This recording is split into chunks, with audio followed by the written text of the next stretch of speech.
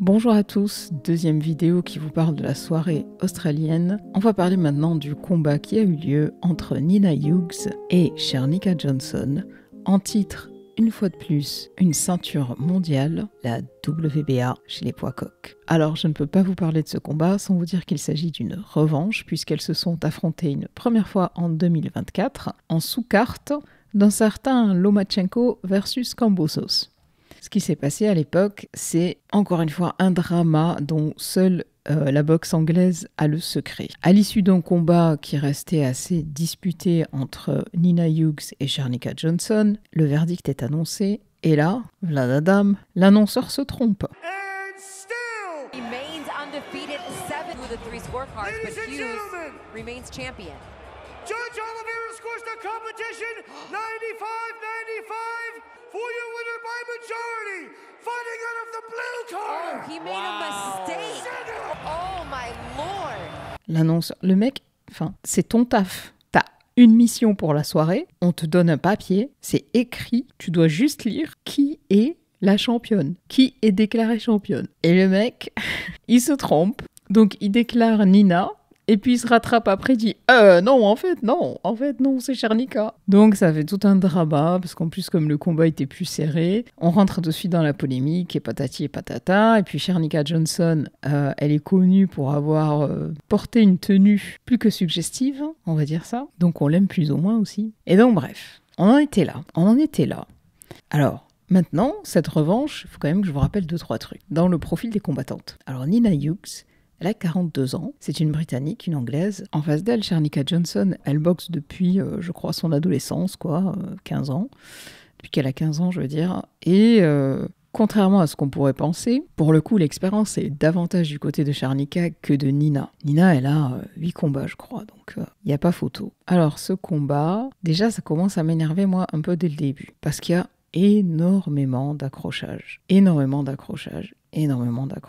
Alors, en termes de style de boxe, Nina essaie de venir au contact. Elle arrive un peu avec la tête basse, là, un peu en mode bélier, là, et elle essaie d'envoyer des coups dans tous les sens. Le problème, c'est que Shernicka est beaucoup plus grande qu'elle, et donc c'est toujours la même histoire. Elle va utiliser son jab, qui a l'air d'ailleurs de piquer pas mal. Elle utilise très bien son jab. Et donc à chaque fois que Nina essaie de rentrer, elle se prend le jab.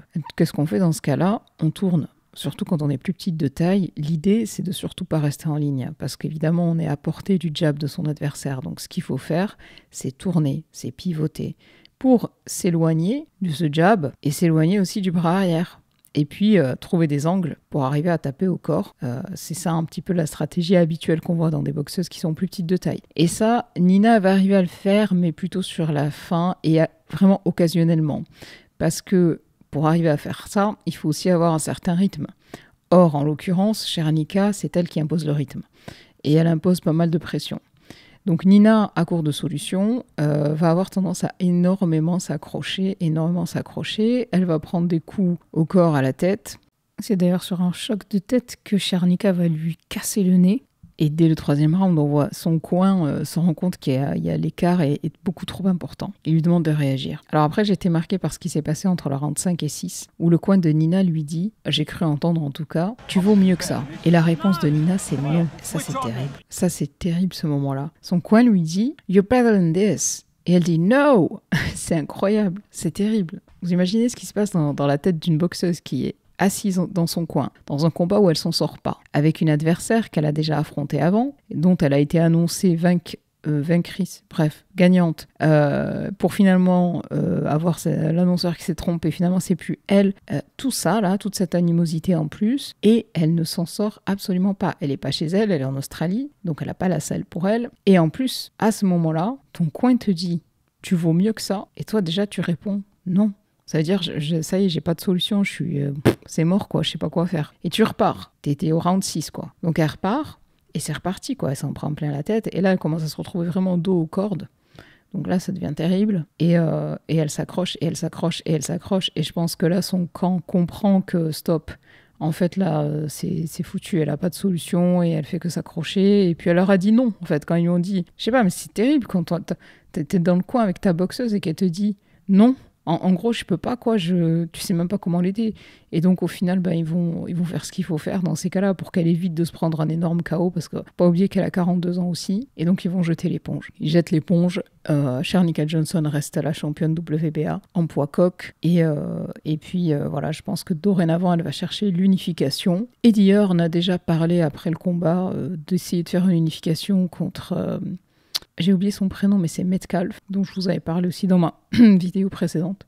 Ça pourrait être cool parce que de toute façon moi j'aime bien les unifications et c'est vrai qu'en boxe féminine on a cette chance là de pouvoir rapidement faire des unifications. Metcalf cherchait une adversaire, donc ça pourrait faire un combat sympa. J'aurais besoin d'étudier un petit peu plus le style de Metcalf, je la connais pas trop bien et je connais pas trop cette catégorie de façon générale, mais voilà, une unification c'est toujours plus appétissant parce que voilà, on a l'opportunité d'avoir 2 ceintures en jeu, potentiellement ça serait cool. Voilà, donc une soirée intéressante où on voit encore une différence générationnelle entre une boxeuse qui est plus âgée mais qui a moins d'expérience au final, moins de combats, et une boxeuse plus jeune et avec beaucoup plus d'expérience, purement boxe, j'ai envie de dire. Voilà, malgré tout, j'ai trouvé que le jeu de jambes de Shernica Johnson n'était pas terrible. Elle a tendance à trop marcher, elle marche beaucoup, je trouve, et... du coup, le fait qu'elle marche comme ça, désolée, je suis malade, le fait qu'elle marche comme ça, en fait, pour son style de boxe, où elle essaye, en fait, d'être puissante avec un jab fort, d'envoyer des coups quand elle arrive à contrer son adversaire, ça joue contre elle. Parce que je pense que c'est une boxeuse qui gagnerait énormément à poser un petit peu sa boxe, à laisser un peu plus de distance, juste prendre son temps et travailler mieux ses appuis. Arrêter de marcher comme ça parce que contre Nina Hughes qui avait du mal à l'atteindre, ça marche, c'est le cas de le dire, mais contre une boxeuse qui serait d'envergure équivalente ou qui serait capable de pivoter un peu plus rapidement, elle va se faire attraper et comme elle n'aura pas ses appuis au sol, elle sera plus fragile, elle sera plus facile à faire tomber sur rencontre, par exemple. Donc je pense que ça, c'est le point d'attention pour elle. Ne pas se précipiter autant que ça a été pendant ce combat et mieux travailler son jeu de jambes. Voilà, si je peux me permettre. J'en ai fini sur ce combat-là et je vous dis à très bientôt pour le prochain épisode.